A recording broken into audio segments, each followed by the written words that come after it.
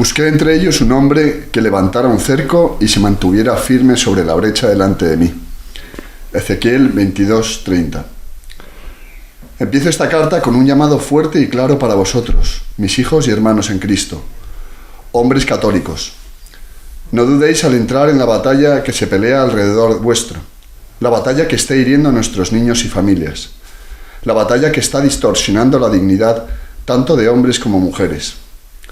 Esta batalla de seguido está oculta, pero es muy real. Esta batalla es primordialmente espiritual, pero está matando progresivamente lo que queda del carácter cristiano de nuestra sociedad y cultura, incluso de nuestros propios hogares. Bienvenidos al Club Dalroy. Está conmigo aquí el doctor Juan Serrano, que es el discípulo madrileño de Luigi Giussani. Hola a todos, ¿qué tal? Está también Javier Rubio, que es un tomista ultramoderno y ultramontano. Y también Santiago Bell, un argentino con pasaporte belga, que ha hecho la tesis sobre un danés y que ha vuelto a la madre patria a vivir. Y nuestro invitado Íñigo Alfaro, que ahora le presenta a Santi, pero que nos ha leído... Sí, la carta...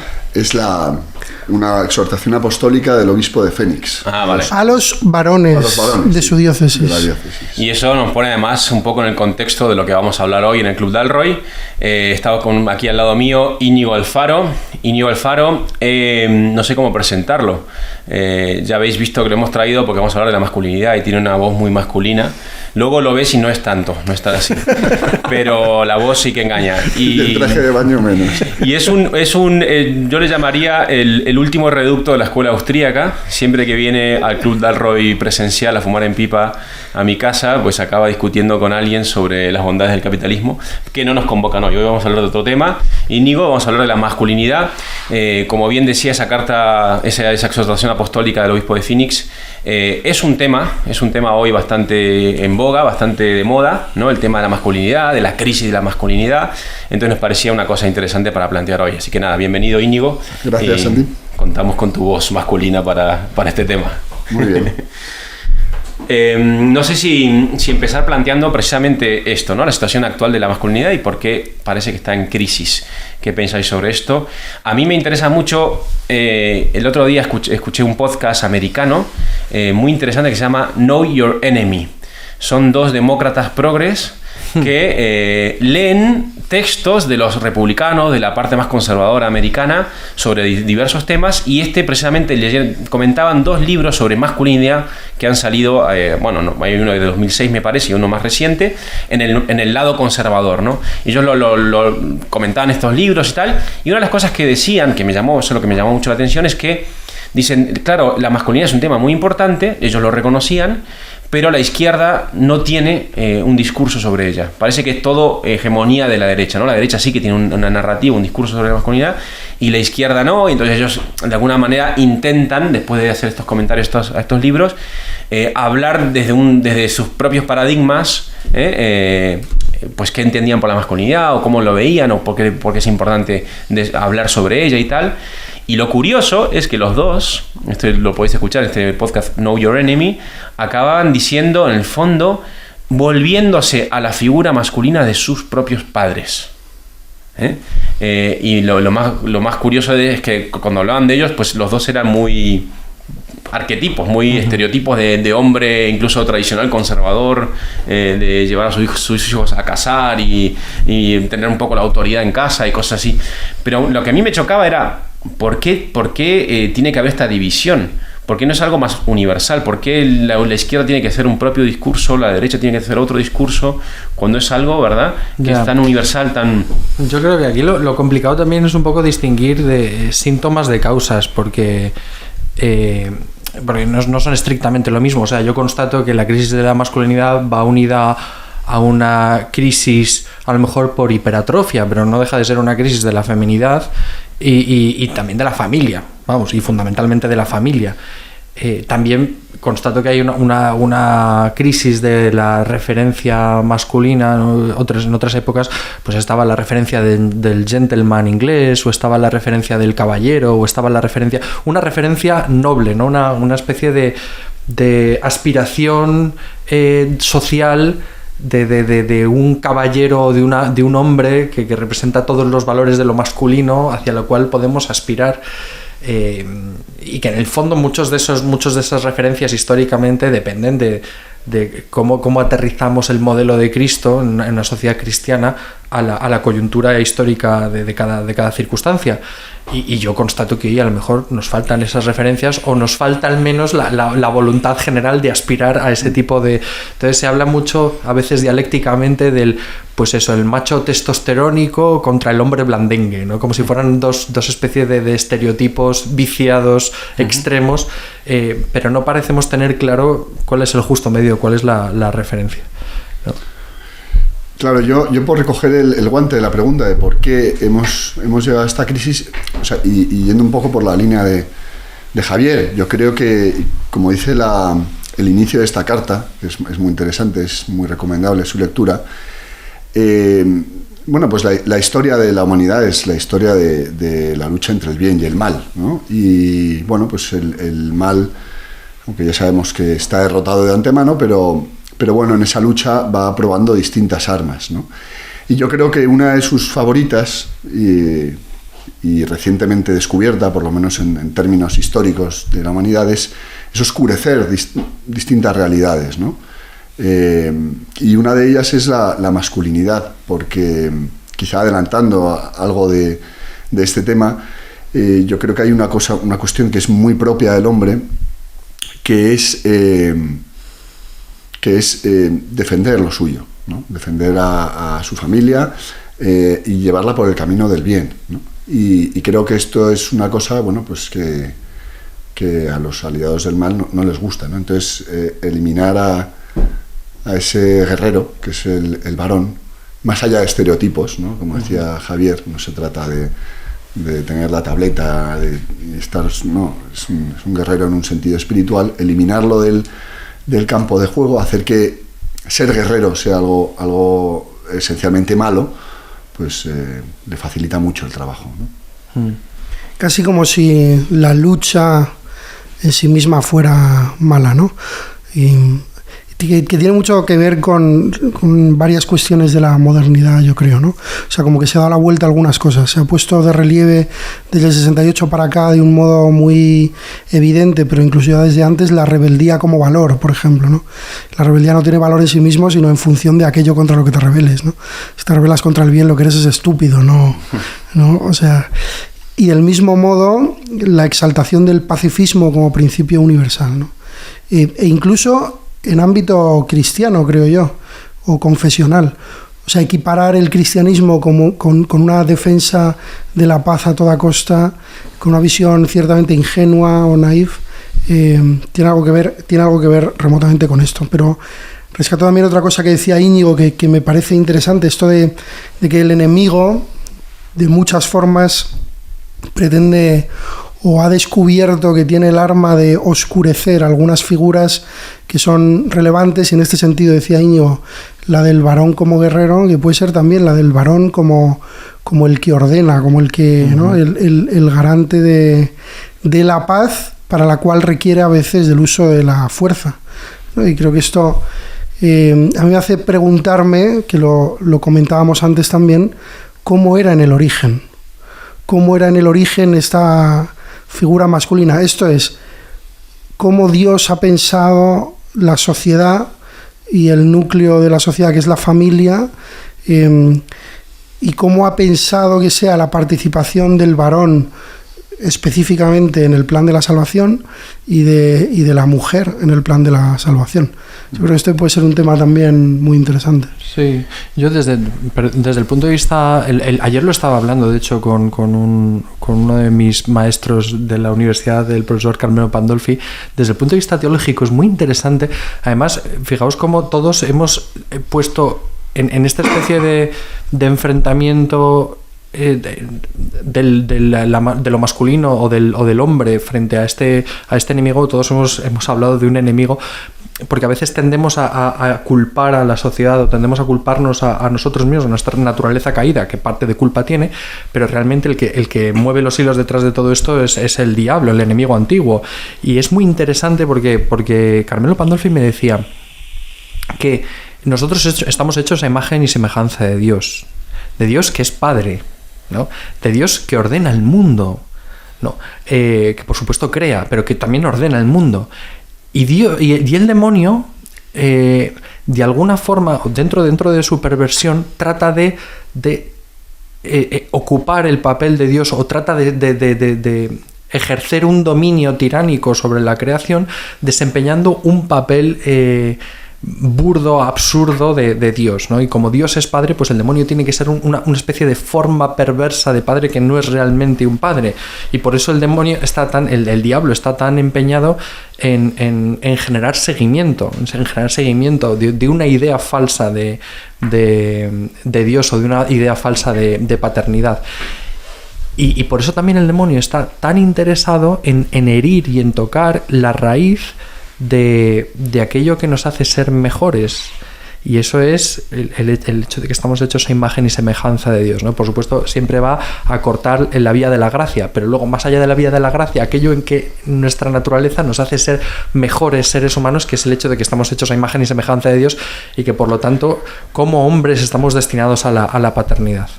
De hecho, es interesante esto que comentas, porque en el relato bíblico de la caída, de alguna manera se puede ver cómo el diablo hace caer al hombre y a la mujer justamente en lo que es la virtud propia del hombre y de la mujer, ¿no? Es decir, si la virtud propia de la mujer es acoger y cuidar, de alguna manera el desfiguramiento, la desfiguración de esta virtud es el control, ¿no? Entonces, claro, ¿qué es lo que pasa? Que de repente la serpiente lo que le dice a la mujer es: no, o sea, quiere decir, tú comerás de la manzana y entonces tendrás el conocimiento y sabrás y controlarás, y la mujer cae por ahí.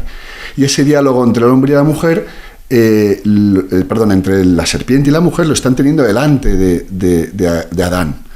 Y Adán, cuya misión es proteger y ser valiente, no dice nada, se inhibe, es cobarde y deja que la mujer coma la manzana, y luego él come y luego le echa la culpa a la mujer, ¿no?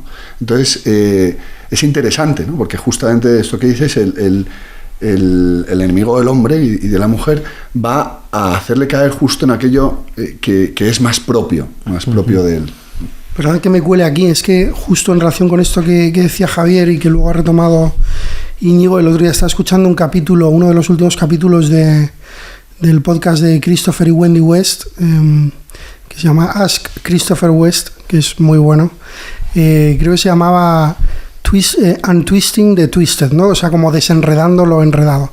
Y una de las cosas que Christopher West repetía mucho, que a mí se me quedó grabado en la cabeza y llevo una semana con esto en la cabeza, dice, recuerda que el demonio no tiene su propia arcilla, no puede generar nada nuevo, solo puede darle la vuelta, ¿no? O sea, como hacer blasfemo aquello que Dios ha creado, ¿no? Que me parece que justo en este sentido, ¿no? Hablando del pecado original, tiene mucho sentido, ¿no? O sea, Dios crea y lo que crea es bueno y tiene su propia arcilla, y en cierto sentido hace a Adán y a Eva partícipes de esta capacidad generativa o creativa, y no a los ángeles. Bueno, esto es muchísimo más largo teológicamente, ¿no? Pero el demonio, que no puede, o sea, que no participa de esta generación, lo que quiere hacer es desfigurar, ¿no? Como darle la vuelta, retorcer, porque no tiene su propia arcilla, porque no puede crear. Entonces, coge aquello que es bueno, aquello que Dios ha puesto en nosotros para que le ayudemos a su obra, para que colaboremos en la generación del bien. Esto es la familia, ¿no? La paternidad, que tiene que ver con lo propio, que tiene que ver con el cuerpo, con la carnalidad de lo humano, que tiene que ver con nuestras obras, con el trabajo, con el esfuerzo, ¿no? Y le da la vuelta, ¿no? Por eso, en el fondo, decía Christopher West, y esto parte de las catequesis de Juan Pablo II, ¿no? Todos los pecados en realidad son una desfiguración o una exageración, olvidándose de lo primordial, pero son una desfiguración de algo que en origen es bueno, ¿no? Dice, por eso nuestra tarea es como volver la mirada hacia el origen primero. Esa es la gran intuición de la teología del cuerpo. Aquí vino el padre Jaime Rodríguez a hablar en su momento sobre esto, adentrarnos en ello. Y yo también a él escuché un poquito. Precisamente lo que hace Juan Pablo II es confiar en que estamos bien hechos. O sea, que la arcilla es buena. Y entonces lo que hace con la teología del cuerpo, que para mí es más... Tiene una parte muy fenomenológica, ¿no? De mirar el cuerpo y decir, oye, pero ¿cómo es el hombre, el varón? ¿Cómo es el varón, por ejemplo, ¿no? ¿Qué diferencia hay en el varón del cuerpo de la mujer, por ejemplo, ¿no? Entonces empieza a atender a las dimensiones del cuerpo humano, tanto de varón como de mujer, ¿no? En los dos casos, el cuerpo lo que revela es una dimensión, si no me equivoco, era una dimensión filial. Efectivamente, nosotros reconocemos que no nos hemos dado nosotros mismos, que hemos sido dados por otros a nosotros mismos de alguna manera entregados, y eso lo vemos en el ombligo, pero también lo vemos en los rasgos parecidos que tenemos con nuestros padres, con nuestra madre, estos ojos, esta nariz, esta no sé qué, ¿no? Este rostro, este cuerpo, esta altura, esa parte filial, esa dimensión filial, todos somos hijos, ¿eh? También tenemos la dimensión esponsal. Estamos hechos para amar y ser amados, y nuestro cuerpo está hecho para eso, está hecho para tocar, para ser tocado, para ser recibido, para ser acogido, para acoger. Y luego está la dimensión conyugal también, ¿no? Y más que conyugal, la dimensión que tú decías generativa o fecundadora, no sé cómo llamarla, ¿no? Incluso que encima erótica, podemos dar vida, ¿no? Incluso erótica. Desde nuestro cuerpo, en esa unión de cuerpos. Porque al final lo de imagen y semejanza, cuidado, es el hombre y la mujer. Uh-huh. Sí, sí. Esas dos unidades, como dice Juan Pablo II, unidad dual, no sé cómo, o algo así, ¿no? Unidad en la diferencia, que es complementariedad en el fondo. Sí, claro. Somos uno siendo unos cada uno, pero llegamos a una síntesis mayor, a una unidad mayor en ese encuentro. Y ahí sí que somos reflejo de la Trinidad. De las tres personas que están en comunión continua. Claro, pero es que precisamente por estar hecho esa imagen de la Trinidad, como dices, para que pueda darse la relación de amor se supone la diferencia, y es que a veces tenemos miedo de resaltar la diferencia cuando la diferencia es evidente y es necesaria y es buena, ¿no? Y el hecho de que hombres y mujeres estamos hechos de formas distintas para cosas distintas, y por eso somos capaces de querernos y de complementarnos, claro, ¿no? Y a veces pues este mundo tan tremendamente individualista y tan tremendamente homologador en muchos sentidos ha tratado de forzar una homogeneización absoluta de la sexualidad o de cualquier construcción relativa al tema, y lo que ha generado al final ha sido un enfrentamiento brutal y ha sido sacar de quicio muchísimas cosas que ha sido generar caos, que es para lo que está el demonio, que es para lo que está y en ese sentido a mí me gusta mucho lo que estaba diciendo antes Íñigo, porque es que lo veo así tal cual. O sea, este desquiciamiento ha generado lo contrario aparentemente de lo que se busca. Ha generado más violencia, ¿no? Que es como la corrupción de lo masculino en relación con el establecimiento del orden. Y la dialéctica hombre-mujer o varón-mujer, sí, ¿no? O sea, pero claro, la corrupción de la valentía, de la fortaleza, es la violencia, ¿no? Quiere decir, como decía antes Juan, parece que en el mundo actual el uso de la fuerza fuese algo de suyo, pues negativo, ¿no?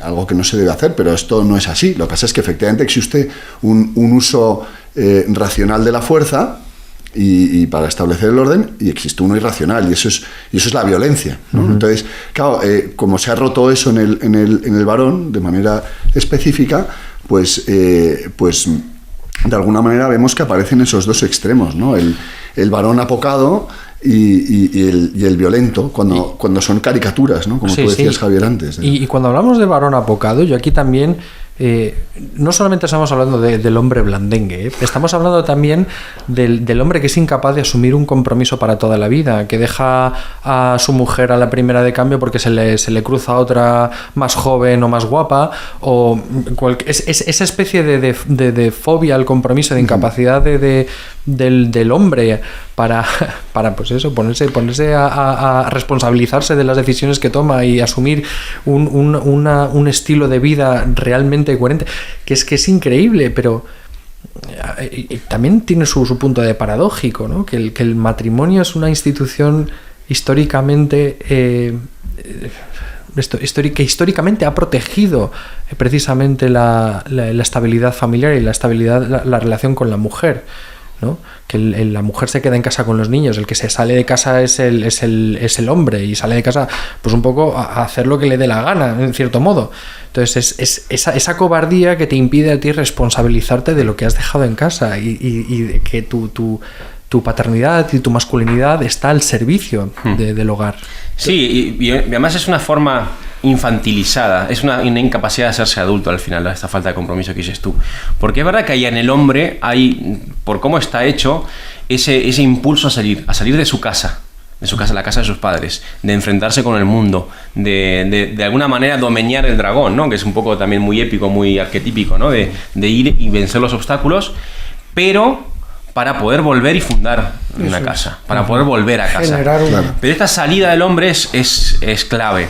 El problema es que es una salida que está llamada a un destino, a un fin, a un volver, y ese volver no se da, ¿no? En cambio la mujer parece que incluso hasta, lo hablamos hace un momento, antes esto lo comenta mucho la teología del cuerpo, ¿no? La genitalidad masculina, que es exterior, es no hacia afuera de alguna manera, es hacia algo que aporta frente a la mujer, que es interior al propio cuerpo y que recibe, ¿no? Entonces como que la mujer, y lo hemos comentado en un podcast aquí con mujeres, de hecho, hablando de cómo una mujer transforma el hogar, cómo lo hace, cómo el espacio lo sacraliza, lo hace un lugar de acogimiento, de hospitalidad, para que germine y florezca la vida que... Esto es así biológicamente. Es que biológicamente y es culturalmente en relación a esa forma biológica, esa forma de la propia naturaleza. De hecho, un poco siguiendo con lo que decía Javier, esto a veces se piensa poco, se pone poco de relieve, pero es que el matrimonio, y el matrimonio católico en concreto, es un acto de valentía brutal,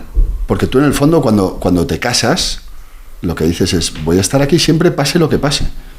Pase lo que pase, enfermedades, pase lo que pase con tu mujer, que le cambie el carácter. O sea, quiero decir, yo voy a estar aquí siempre. Y decir eso requiere un valor, también evidentemente por parte de la mujer, ¿no? Pero requiere una valentía excepcional, ¿no?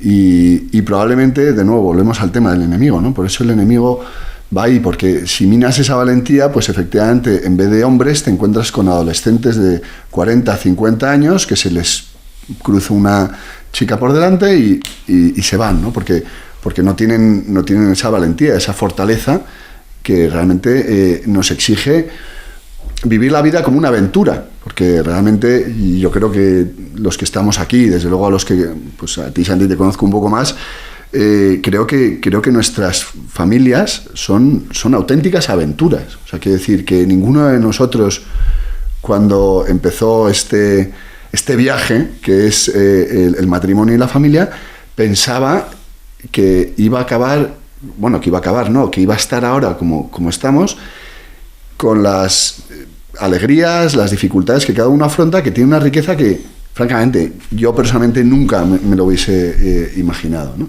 Y eso requiere pues una valentía especial, ¿no? Decir, oye, yo voy a estar aquí, pase lo que pase. Yo creo, Sí. Yo creo de todas maneras que el problema principal en nuestro tiempo no es un problema moral, respecto a esta falta de compromiso. Lo digo en primera persona fundamentalmente. O sea, yo conozco muchísimas personas, muchísimos hombres con muchísima más capacidad moral, por así decir, que yo, a los que sin embargo les falta una certeza. Yo creo que el problema de la certeza tiene que ver con un problema de conocimiento, que para entendernos quiere decir con que uno no sabe identificar verdaderamente qué es lo bueno para la vida, que con el uso de la razón, esto es. O sea, con decir, oye, fenomenal, esto me seduce, pero sé dónde está mi bien. He hecho experiencia de él y me quedo con esto, como una incapacidad de uso de la razón. Y segundo, con una ausencia de referentes masculinos fuertes, en los cuales el sacrificio no se vea como una renuncia absoluta, sino, ¿no? Como, porque a veces esto nos pasa entre nosotros, incluso cuando nos juntamos, ¿no? A hablar de nuestras cosas, como, joder, es que es costoso, es que es fatigoso, es que es difícil, es que no sé qué, pero qué gozo es, qué gozoso es la entrega, qué gozosa es la fecundidad cuando es generativa. No sé si me explico. O sea, cuando uno ve que verdaderamente hay un valor sobrenatural en la entrega. yo creo que como que estos dos problemas están en el fondo. Claro. Pero es que de nuevo nos encontramos con el problema de que no es fácil identificar si estamos hablando de causas o de síntomas, porque es que esto que tú estás diciendo, que tiene para mí todo el sentido del mundo, tiene mucho que ver también con la ausencia de héroes, con el hecho de que nos hemos cortado a nosotros mismos de nuestro pasado. Claro, o sea, es que esto es... Que hemos renunciado a fijarnos en esas figuras heroicas de nuestro pasado que podían arrojar luz y que podían inspirarnos y que podrían motivarnos a dar continuidad a algo que ya tiene de por sí sentido y que tiene de por sí esto es, valor. No hay ética sin estética, ¿no? De hecho... Quiero decir, no hay moral sin un atractivo. O sea, uno puede tener la capacidad de comprometerse hasta el final con lo que sea. Hay gente que se compromete hasta el final con yo que sé qué cosas de no sé qué. Pero no hay, o sea, aunque esté la capacidad de compromiso, no hay compromiso si no hay atractivo previo, en cierto sentido, ¿no? O sea, si no hay una estética, si no hay una heroicidad, si no hay una propuesta de valor de la que uno a veces para llegar a esa certeza es necesario fiarse. Hay que jugársela antes. Y fiarse, como tú decías, si faltan referentes. O sea, a mí, por ejemplo, no sé, esto lo hemos hablado también, con Javier lo he hablado mucho, ¿no? Pero mi padre es un referente de masculinidad, de paternidad, de conyugalidad, de esponsalidad y tal, ¿no?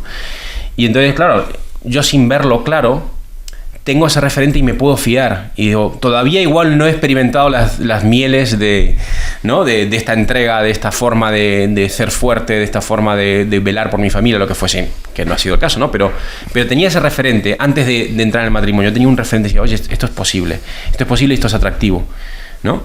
Pero, y luego lo experimentas, y una vez que lo descubres, tal. Pero a mí una de las cosas que me despertaba lo que decía Juan ahora, que tiene que ver un poco con el podcast este que os dije al principio, este de Know Your Enemy, cómo estos comentaristas progres acaban hablando de sus padres y cómo eran sus padres y al final en el fondo tenían los mismos valores que ellos mismos estaban criticando, y eran sus referentes. A mí yo he visto con mayor claridad qué es ser hombre, qué es ser varón para mí, cuando he sido esposo y padre. El momento te dicen, te pueden decir los tópicos, ¿no? Bueno, pues lo que hablábamos, ¿no? Pues el hombre, eso tan bonito que leía Íñigo de Ezequiel, ¿no? Ese hombre que se planta como una trinchera, ¿no? Y acá no pasa nadie, ¿no? Esto los cuido yo, esto los protejo, esto me entrego, voy a trabajar, me mato por ellos, quiero darles una seguridad, tal.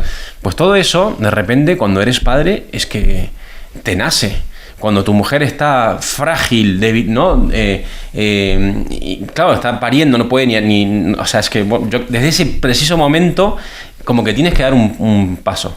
Aunque no puedas hacer nada desde tu fuerza, pero te tienes que mostrar tu valía, tu seguridad ahí, ¿no? Entonces, a través de los hijos, a través de la esponsalidad también, de la conyugalidad, ¿no? Mejor dicho, el momento en que la mujer por ahí a veces necesita descansar en el hombre, necesita descansar y uno tiene que mantenerse firme y mostrar cierta seguridad, y a veces mi mujer me dice, bueno, pero tú crees que esto... Y yo por ahí no lo veo tan claro, pero tengo que mostrar lo que sí está claro, ¿no? Que hay que ir por ahí, Entonces ese tipo de cosas de repente como que no sé si nacen o se vuelven muy claras en la paternidad. Y por eso yo creo que lo de la referencia que decía Juan, esa falta de referencia también es muy importante para entender los síntomas que vemos hoy en la sociedad respecto a esto. Sí, de hecho es que el tema de las referencias a mí me parece una cuestión fundamental. En esta misma carta que he leído hace otra cita del libro de los Proverbios que me parece brillante, me parece la frase en sí, como el hecho de introducirla aquí, es que el acero afila el acero, ¿no? Es decir, el hombre, el varón, necesita de otros varones para, esto puede parecer contradictorio, pero para aprender a ser hombre, ¿no? O sea, digamos que la virilidad, quizá por distinguirlo de la masculinidad, ¿no? Uno pues es de sexo masculino, pero la virilidad de alguna manera se aprende. Y se aprende a lo largo de la vida de muchas maneras. Desde luego una fundamental es la referencia paterna o referencia de otros hombres que hayamos encontrado en nuestra vida, profesores, padres de amigos, sacerdotes, y esto es fundamental. Y luego la amistad, ¿no? O sea, la amistad, bueno, pues con otros hombres que hacen cosas de hombres, ¿no? Es decir... que es muy típico esto en la adolescencia, además se ve mucho que el adolescente se va con la panda, ¿viste? Se va con la pandilla, esto lo dice Jordan Peterson, ¿no? Necesita, y son todos un poco tontos, pero necesitan hacer cosas y medirse, ver sus propios límites y confrontarse, ¿no? ante ciertas dificultades, animarse en la batalla, tal. Y entonces esa es la época esta de que todavía nos queda, gracias a Dios, unos cuantos años para experimentar eso a nuestros hijos. Pero sí, es muy necesario eso, lo que dice Íñigo, ¿no? Me ha gustado mucho esto del acero, con el acero. El acero, sí, y en el fondo yo creo que en la adolescencia, yo esto como profesor lo veo, ¿no? Hay una cuestión que yo creo que está muy a la vista, es que la educación en España desde luego está muy feminizada, no tanto por el hecho de que haya muchas mujeres educando, eso yo creo que no es un problema, sino por el hecho de cómo se plantea, ¿no? Tú cuando evalúas, si antes decía Juan cuando tomamos el café que el padre perfecto es una madre, pues de alguna manera el alumno perfecto es una alumna, ¿no? Un niño que te entrega el cuaderno perfecto, que no se mueve la silla. Hoy se espera eso, dice. Eso es lo que se espera hoy, ¿no? Y en el fondo, claro, y ahí pues empieza a haber una atrofia de la masculinidad que puede saltar por exceso o por defecto. ¿Por qué? Pues porque cuando educamos a los chicos, a los adolescentes, no les ofrecemos la aventura, porque el varón está más hecho para la aventura que la mujer. No les ofrecemos la aventura que necesitan, los ideales, el subir a la montaña, el pasar 2 noches haciendo bivac, el matar un animal y sacarle las tripas y despellejarlo y sacarle la carne y llegar a casa oliendo a bicho. Eso es lo que no es solo, pero eso es también lo que un adolescente necesita. ¿Por qué la adolescencia a veces se vuelve tan insoportable? Bueno, pues porque no les damos a los chicos eso que ellos necesitan, ¿no? Perdón, quiero poner un tema encima de la mesa, sí, que me parece muy importante. En relación con esto que decía Íñigo, de que el mundo de la educación... Perdón, no lo he dicho, pero Íñigo es profesor en ESO y bachillerato, o sea que también sabe de esto. Sí. O sea, esto que decía Íñigo, de que el mundo de la educación está feminizado, lo decía también Javier, ¿no? Que hay una hipertrofia de lo femenino, de los modos femeninos, también respecto a la paternidad, ¿no? O sea, parece que un buen padre se parece mucho más a una madre en las formas, etcétera. Quiero poner un tema encima de la mesa y creo que hay que hablar de esto y es muy importante. ¿Por qué sucede esto también en la espiritualidad? En la vivencia de la espiritualidad, en la vivencia de la relación con Dios, en la vivencia de cómo vamos a la capilla, cómo se celebra la Eucaristía, cómo son las adoraciones, qué tipo de cantos, etcétera. No sé si me estoy explicando. Sí, totalmente. Esto es un tema que yo ya he hablado con algunos jóvenes. Están empezando a salir programas como Éxodus 90, que a lo mejor alguno lo conoce, que son solo para hombres, ¿no? Como que quieren volver a recuperar algunas virtudes también respecto de lo espiritual, que son propias de lo masculino, que tienen que ver quizá con la reciedumbre, ¿no? Con la serenidad, con la poca emotividad, o bueno, no con la poca, sino con una emotividad contenida o manifestada de otro modo, etcétera.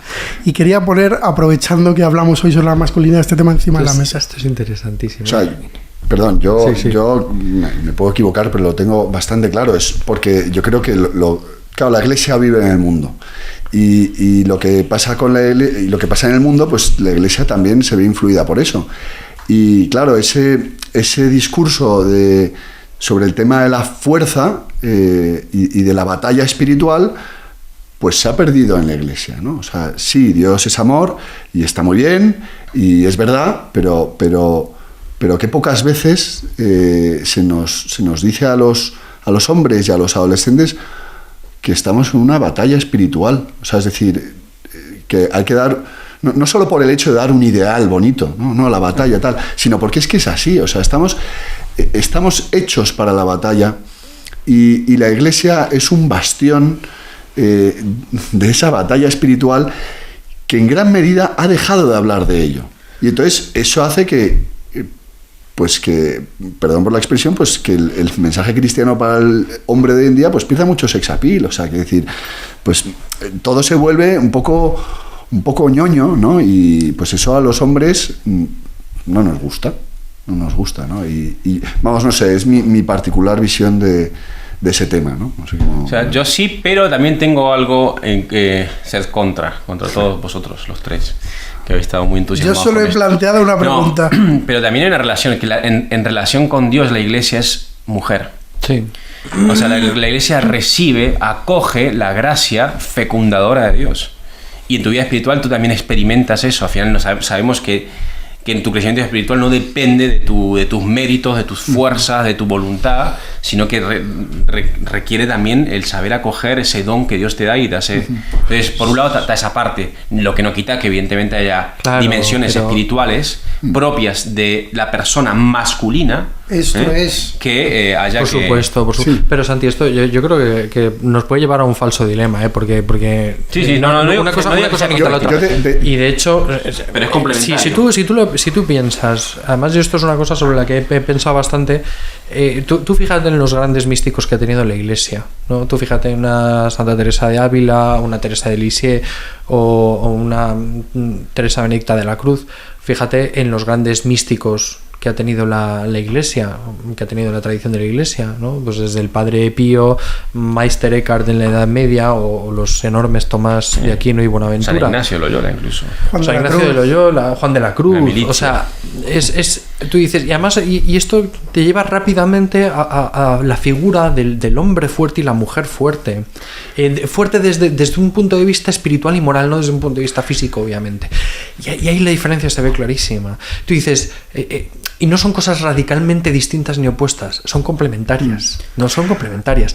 Y eso es fascinante. Y tú ves, perdón, te doy la palabra, Íñigo, pero es que tú lo ves que el místico varón es para empezar, hace énfasis en el valor de la estética, por ejemplo, más que la mujer, aunque Teresa de Ávila también le da mucha importancia, pero de formas distintas. Y luego su mística es una mística que tiene un punto de reflexión, que tiene un punto de orden, que tiene un punto dentro de que la mística es algo de por sí completamente inasible, pero hay un método, hay un proceso, hay un camino. En cambio, en la mística femenina es como una especie de explosión, es una especie de enriquecimiento en el que tú ves florecimiento efectivamente orgánico, sí, florecimiento es la palabra quizá, ¿no? Y no ves que esté a lo mejor tan limitado, tan constreñida como la de los hombres, ¿no?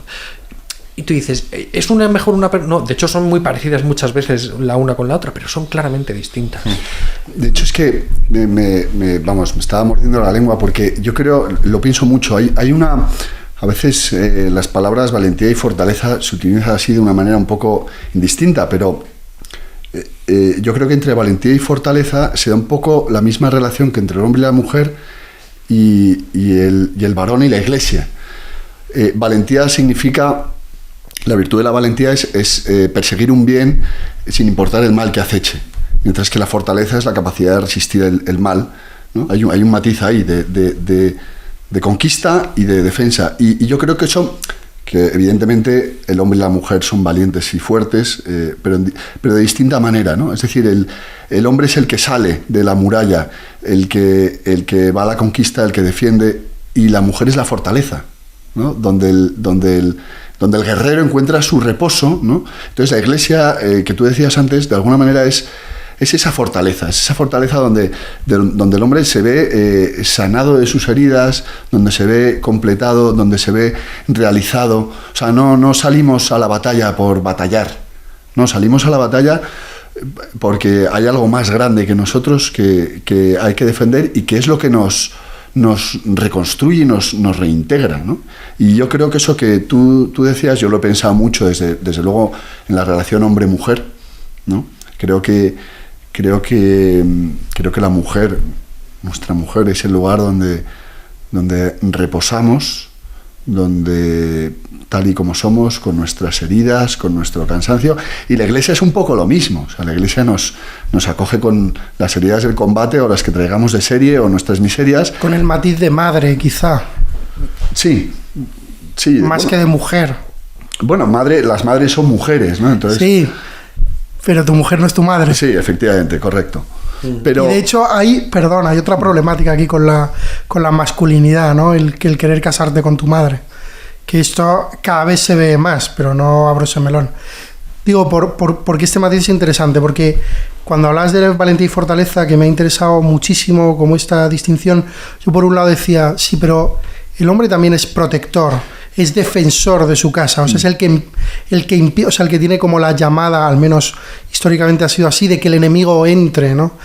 No solo en los límites del hogar, sino en los límites de la ciudad, ¿no? O sea, como el que guarda la muralla, ¿no? El que vela para que el mal se quede fuera y no entre. Y la mujer es fortaleza en el sentido de que acoge y abraza, ¿no? De que calma, de que... Y humaniza, ¿no? Y hace humano... Es que nos hace más humanos, nos eleva al final. La experiencia, además, incluso nos ayuda en eso que tanto nos cuesta a veces, que son los impulsos, que es el hacernos señores de nuestros propios impulsos. La mujer no solamente nos ayuda en esa tarea, sino que nos humaniza, nos eleva, ¿no? Esto es el arquetipo de un poco de la bella y la bestia, ¿no? Sí. Toda mujer que se casa con un animal y poco a poco le va, ¿no?, quitando pelos y descubriendo que detrás hay un señor majísimo y muy guapo, pero que todo, está ¿no? herido. Claro, pero incluso en la vivencia de la sexualidad, en todo la mujer es la que de alguna manera va sacando al hombre de su tendencia por ahí hacia lo, ¿no? Hacia el impulso, hacia el... Fíjate que en esta doble caída del varón de la que hablábamos antes, que se hace cobarde o violento, normalmente sucede a la vez, se hace cobarde y violento, es como el perro apaleado que tiene el rabo entre las piernas, pero que si te acercas te muerde, ¿no? Porque justo porque le falta este lugar al que pertenecer. Bueno, este no, lugar eso lo dice Chesterton muy graciosamente, dice, no hay hombre más cobarde que aquel que no teme a la mujer. No, y luego que el hombre violento casi siempre es esencialmente cobarde. Eso quiere decir, el violento no ejerce la violencia contra alguien que piensa a priori que le puede hacer daño. No. El violento va a por el que es más débil que él. O sea, no es solo uno o lo otro. Realmente es un pecado que se entremezcla, ¿no? Sí. Y luego además que es una violencia que no está dirigida hacia la imposición de un orden, porque eso en sí mismo, pues dentro de que obviamente responda a la herida del pecado original, pues al menos parecería que está en sí mismo más o menos ordenado, sino que es que vemos que es una violencia que está destinada al caos, y yo creo que esto es lo que también vemos mucho en esta especie de proliferación que hay de violencia callejera en los últimos años en España. Es que ves precisamente la ausencia de orden, y detrás de esa ausencia de orden lo que percibes es una ausencia de paternidad. Claramente, pero además claramente. Y además esa violencia que genera caos y por lo tanto que no genera orden, pues termina de alguna forma hiriendo también o ampliando o haciendo más exagerado, más exacerbada el enfrentamiento. Este enfrentamiento también que se ha instalado en nuestra sociedad entre lo que se considera femenino y lo que se considera masculino, o estas dos palabras que yo odio con todo mi corazón, que es feminismo y machismo, ¿no? Como si fueran dos especies de entidades que se han instalado para definir lo bueno y lo malo en una especie de enfrentamiento dialéctico que no tiene absolutamente ningún sentido y ningún valor en sí mismo. Igual a mí me parece peligroso que precisamente esa carencia que hay en la identidad masculina hoy genere precisamente esto que decís vosotros, cobardía y violencia. O sea, cada vez tienen más éxito las cuentas de Twitter, de las redes sociales que muestran violencia absurda, irracional, ¿no? O sea, como que atrae mucho. Entonces, claro, no sé si por esa carencia se va hacia un extremo que es absolutamente erróneo, equivocado. Eso no es masculinidad, la violencia, ¿no? De hecho, es lo contrario, claro, es perversión. Es cobardía, no sabes controlarte. Hay otro peligro. No sabes controlar tus impulsos asesinos, es que tú no eres un hombre. Es un animal. Hay otro peligro también, que no es el de la violencia, sino el de la desafección absoluta. Un movimiento bastante fuerte en Estados Unidos se llama Men Going Their Own Way, ¿no? Hombres que van por su camino, que tiene una serie de principios, que es limitar las interacciones con mujeres, no casarse bajo ningún concepto. No, o sea... Ya, como una revuelta, una vuelta de tuerca. Pero esto es un movimiento como bastante serio. Ellos no sean machistas, dicen que, ¿no? O sea, que en el mundo en el que vivimos las mujeres manipulan, no las mujeres, no esta mujer en concreto, ¿no? Sino como el feminismo, o sea, como peligro de desafección. situación. Claro, es absurdo porque mi experiencia es absolutamente la contraria. O sea, mi experiencia es que las mujeres que yo tengo en mi vida son verdaderamente las que también me permiten ser quien soy, ¿no? Claro, sí. Y las que me enseñan. Efectivamente. Literalmente, ¿no? Pero como que está rebotando esto, o sea, como que se está yendo como hacia el extremo contrario, que por un lado puede ser la violencia, y hay datos de que en jóvenes ultraeducados en las nuevas conciencias acerca de lo masculino y lo femenino, sin embargo, en los jóvenes está creciendo otra vez los abusos, las violaciones. Claro. Con todos los millones que se dedican a campañas de tolerancia, de igualdad. Tal cual, ¿no? O sea, pero qué en países occidentales. Macho. Y luego la otra posibilidad que se está dando en Estados Unidos y en Canadá con mucha fuerza es fenomenal. O sea, me desentiendo, ¿no? Como una desafección absoluta. Sí. Se puede utilizar a las mujeres si uno quiere para satisfacer sus necesidades fisiológicas. Entonces como uno puede pagar. Está este tarado, ¿cómo se llama? El Andrew Tate, ¿no? Este que es como así, ¿no? Tiene algo de esto, ¿no? Y esto se está moviendo mucho en foros poco recomendables de 4chan y de Reddit, que tienen que ver esto con los incels y tal, ¿no? Pero este movimiento, Men Going Their Own Way, que muchas veces están asociados a ultraliberales, anarcocapitalistas, etcétera, como de movimientos por la libertad extrema en Estados Unidos, que van asociados a este punto, ¿no? Que a mí me entristece, porque yo parto de la conciencia de que solo es posible generar un mundo habitable generándolo con el otro, con la otra, ¿no? Claro. Juntos. Si no, el mundo se convierte en una cosa absolutamente inhumana. Pero juntos en la complementariedad, porque es que también otra cosa que está sucediendo como efecto de todo esto, que a mí me horroriza bastante, es que se están empezando a presentar referencias o se pretenden presentar referencias completamente tergiversadas, ¿no? Y esta especie de obsesión que tiene Hollywood por volver a contarnos las historias de siempre, pero en vez de con héroes, con heroínas, que te dices que en el fondo es el mismo héroe, solo que con pelo largo. Es decir, es que estás masculinizando a la mujer. Imitan además la heroicidad masculina en vez de profundizar la heroicidad femenina. Y con atributos masculinos, de fuerza, de agilidad, de combate. Y además, y eso te hace perder de vista el valor y la potencia de la mujer fuerte, de la verdadera mujer. Del heroísmo femenino, que es distinto y muy interesante, pero que no se profundiza. Claro. Porque directamente se va directamente a la igualdad de lo, y luego de lo exterior. Además. Lo opuesto, ¿no? Pretendes presentarnos personajes que son masculinos, pero como con mucha riqueza emocional, como desempeñando papeles que son, pues eso, más tradicionalmente femeninos y demás, y también eso supone la pérdida de lo que realmente puede aportar el varón. Y en ese sentido, la verdad es que yo creo que lo comentábamos antes, nuestros padres, que en el fondo también es nuestra tradición y nuestra historia, si es que realmente está todo bastante bien escrito y bastante bien contado, ¿no? Y en el fondo las grandes historias son repeticiones, volver al origen, no ser originales en ese sentido, volver al origen. Y los orígenes nos cuentan, nos hablan de mitos, de historias que estructuralmente triunfan porque están bien hechas, porque responden a la naturaleza humana, que es lo que volvemos a lo que decíamos antes, responden a la realidad, la buena arcilla con la que hemos sido hechos, ¿no?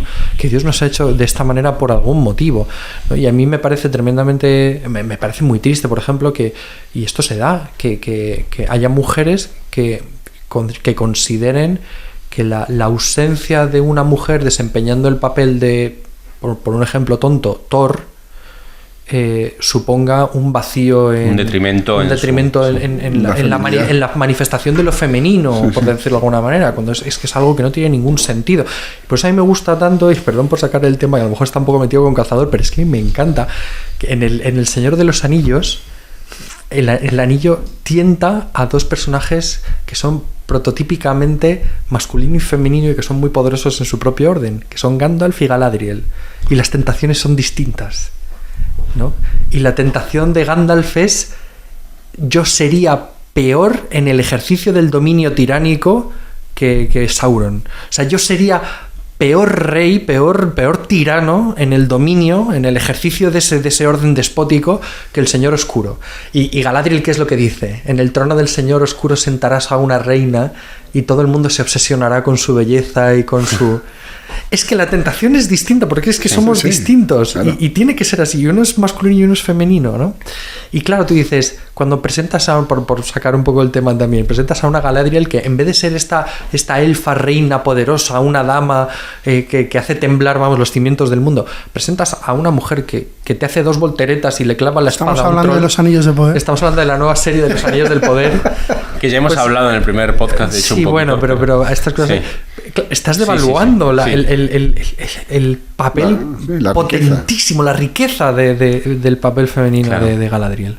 Sí, me encanta esa imagen. Me estaba imaginando a Perséfone en su trono en el Hades y la gente temblando ante la presencia de esta diosa, que sería más adecuado. ¿Cómo vamos de tiempo? Yo creo que nos quedan 5 minutos, ¿no? Sí, más o menos. Yo creo que podemos empezar a cerrar y... Sí, solemos recomendar, Íñigo, alguna lectura, alguna cosa sobre el tema. Así que no sé si para que lo vayas pensando, ¿eh? Sí, no. O sea, han quedado un montón de temas. A mí creo que hubiese sido interesante abarcar algunos otros temas. Sí, yo creo que, por ejemplo, se nos ha quedado el tema de la iniciación en ese, la masculinidad, por ejemplo, que me parece un tema interesantísimo, ¿no? Pues eso, como eso por ahí de educación de hijos, ¿no? De hijos varones. Sería muy interesante hacer un podcast sobre eso, ¿no? De la necesidad de esos, de iniciarlos a veces en estas... Porque decíamos antes, ¿no? Tomando el café, que bueno, pues una mujer está muy claro cuando empieza a ser mujer, y el hombre es más progresivo, ¿no? Entonces, bueno, pues tiene que haber un momento en el que el adolescente se sepa que ya no es un adolescente, que es parte del mundo de los hombres. Es parte del mundo de los hombres, ¿no? De hecho, es muy bonito en el rito... Perdón, el rito no, bueno, sí, es un rito iniciático. De paso, sí. De paso, en los Masái, que más allá de que un joven deja de ser joven cuando mata a un león solo, pero cuando vuelve al pueblo se vuelve a presentar a su madre, porque su madre hace como que no le conoce. Es decir, él ya no es un adolescente, él ya es otra cosa. Es un hombre. Hay varios ritos, además ritos indígenas también en lo que es América del Norte, por ejemplo. No me acuerdo bien la tribu, pero esta es literalmente, para empezar, los ritos de paso de la mujer suelen ser de forma individual. Viene marcada por la llegada de la menstruación. En cambio, en los hombres, normalmente las sociedades son ritos gregarios. Se lleva a un grupo de varones a una serie de pruebas iniciáticas. Y entonces hay uno, me acuerdo que era muy visual también, porque estaban por la noche los chicos de 12, 13 años en brazos, alrededor del fuego, en brazos de sus madres. Y llegaban unos señores con máscaras terroríficas por la noche y los arrancaban literalmente con los gritos de las madres a los chavales. Los niños no sabían qué pasaba. Y se los llevaban al bosque y empezaban la serie de ritos iniciáticos de valentía, de superación del miedo, de aprender a dar la vida por el otro. En fin, una serie de pruebas que en el fondo era renunciar y morir a un estado previo para nacer a esa vida adulta, a ser un guerrero, un cazador o lo que fuese. Y eso se da en muchos rituales, pero bueno, sería un tema interesante para abordar más adelante. Yo creo que sí, Juan, tú querías decir. Yo aprovecho aquí para hacer mi recomendación de libro, porque me ha dado pie esto que dice Santi. Yo voy a recomendar en esta ocasión un libro de una psiquiatra italiana que se llama Mariolina Ceriotti, de la Escuela Lacaniana de Psicoanálisis, que en realidad van juntos, son 2 libros, pero voy a recomendar uno que se llama Masculino, Fuerza, Eros, Ternura, tiene también el femenino, y en este masculino una de las cosas que dice, por lo que también salía este tema de conversación, era que solo el varón, solo el padre puede iniciar al hijo varón en el mundo de los hombres, pero para que esto suceda la madre tiene que mostrar su aprobación, dice Ceriotti, y tiene que alejarle conscientemente de sí al hijo. O sea, tiene que apartarlo para que el hijo vaya con el padre. Tiene que obtener como la bendición de la madre para hacer las cosas que los hijos hacen con los padres, ¿no? Yo me acuerdo cuando con mi padre cuando él se iba porque tenía un viaje de negocios, tenía que ir a ver no sé qué cliente a Santander, yo me iba con él en el coche, ¿no? Y hablábamos de nuestras cosas. Tenía 12 años, yo quería trabajar en la empresa con mi padre, ¿no? O cuando nos íbamos al campo, etcétera, ¿no? O sea, estas cosas o al campo de fútbol, etcétera, ¿no? Esto es un buen rito iniciático, ¿no? Pero bueno, en este libro, que a mí también me ha metido un poco el miedo por la responsabilidad en el cuerpo, he de reconocerlo, o sea, como por la capacidad que tenemos para liarla y para hacer las cosas mal y las consecuencias que eso puede tener, pero creo que este libro da en el clavo de algunas cosas importantes. Masculino, Fuerzaros Ternura, de Mariolina Cheriotti. Yo hay dos lecturas que recomendaría, una que la hemos citado ya varias veces, que es esta exhortación apostólica del obispo de Phoenix, Thomas Olmsen, a los hombres de la diócesis. Me parece que dan el clavo de una manera muy católica, además, sobre este tema, y ayuda a ver problemas y soluciones. Y luego yo hay un libro que releo cada X tiempo. Este es de un protestante americano. Yo creo que es de esos que es casi católico sin saberlo, pero bueno, que se llama Wild at Heart. En español debe ser Salvaje de Corazón, pero suena mucho peor, como a telenovela. Entonces yo prefiero la versión americana. Y el autor es John Eldredge, ¿no? Y entonces en este libro lo que habla es justamente de cómo es el corazón del varón creado por Dios, cómo Dios hizo el corazón del varón, la herida que el varón ha sufrido, la necesidad de referentes masculinos, pero sobre todo la necesidad de ser tiene una expresión que es difícilmente traducible, to be fathered by God, ser como padreado por Dios, ¿no? Porque todos participamos de una masculinidad herida, lo mismo que nuestros padres, ese pecado original se transmite de padres e hijos, y solo hay una persona que es capaz de confirmarnos en última instancia en nuestra masculinidad, que es Dios, ¿no? Ni ningún hombre, ni por supuesto nuestra mujer, que es una cosa que tú comentabas antes, y la mujer efectivamente es lugar de acogida, pero no es lugar de confirmación última de la masculinidad, y esto se ve mucho, y en el fondo es lo que lleva muchas veces al desastre, porque la mujer lo que quiere es un hombre, no un adolescente para confirmarle él en un hombre, ¿no? Entonces este libro es muy interesante, y la exhortación apostólica también, me parece. Yo para dos recomendaciones voy a hacer, también las ponemos, todo esto lo vamos a poner en el podcast, a ver si ponemos los enlaces también para la carta esta, y la podemos poner en el podcast, pero un libro, como libro recomendaría uno de una socióloga que habla muy bien de este tema en cuanto a síntomas y causas. Ella analiza los movimientos de rebeldía, por ejemplo, Black Lives Matter y tal. Es una socióloga americana, Mary Eberstadt, y el libro se llama Gritos Primigenios. Y ella efectivamente realiza, por ejemplo, una conexión muy clara, y es que, claro, dentro de ¿qué hay detrás de Black Lives Matter? Y dice, bueno, pues que el 80% de las familias afroamericanas, el padre está ausente. Por ejemplo, ¿no? Hace una serie de relaciones sociológicas, pero bueno, con también algún matiz más de pensamiento, más teórico interesante. Y luego le voy a pasar a Javier para que suba con el podcast el enlace de un vídeo de YouTube, que es un canal que nunca se ha hecho hasta ahora, que es el padre Jaime Rodríguez, nuestro referente en teología del cuerpo, hablando sobre la masculinidad con 3 chicas mexicanas, lo cual es muy gracioso, pero lo que dice el padre Jaime está muy bien, es muy claro, y en el fondo desarrolla un poco las ideas de la teología del cuerpo de Juan Pablo II respecto de la masculinidad. Se llama una especie de qué es ser hombre o algo por el estilo. Luego te lo paso. Pues yo voy a recomendar 2 lecturas más ligeras de lo que suelo recomendar, pero porque son 2 que me han gustado La Divina muchísimo. Comedia. Sí, El Señor de los Anillos. Oye, ojito, la Divina Comedia, el estudio de la masculinidad en la Divina Comedia. Divina Comedia en todos los podcasts está, así que es general. Pero no.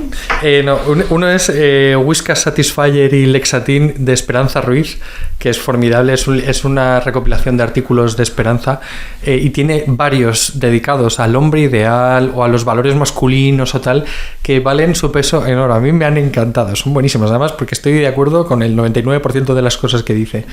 Y luego el otro es Niños Apocalípticos, de José María Contreras Espuni. Estamos con monóculo Sí. a tope. Bueno, pues es que es lo que he leído este año. Y este libro me encanta porque es la experiencia de un padre que vive en un pueblo perdido con sus hijos, y toda la crisis que le supone a él de crecimiento y de desarrollo. El libro es divertidísimo porque él es divertidísimo escribiendo, y son eso, las aventuras de un hombre aprendiendo a ser padre, y yo creo que muchos de los temas que hemos tocado en este podcast encajan muy bien con muchos de los capítulos de ese libro. Yo creo que Julio Llorente y Dani y Fernando nos deberían invitar a comer un día por esta Ya se lo diremos. A ver si así A conseguimos ver si que les venga Julio, traemos, efectivamente. claro, a ver si les traemos al si Dalroy. les convencemos. En fin. Bueno, pues nada, hasta la próxima. Muchas gracias. Gracias. Chao. Adiós.